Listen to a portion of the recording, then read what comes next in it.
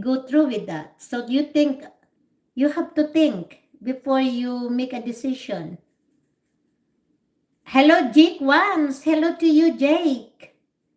Good evening, Lynn. I appreciate those wise words. It's helping me get over here.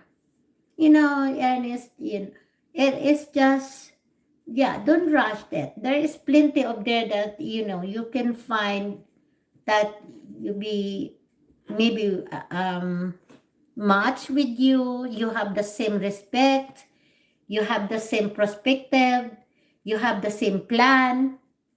Because if you don't, yeah, it's gonna be something disaster in the end.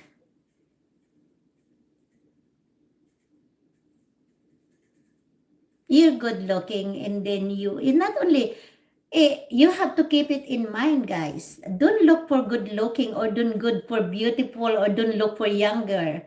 Look for the future that between you and your partner, that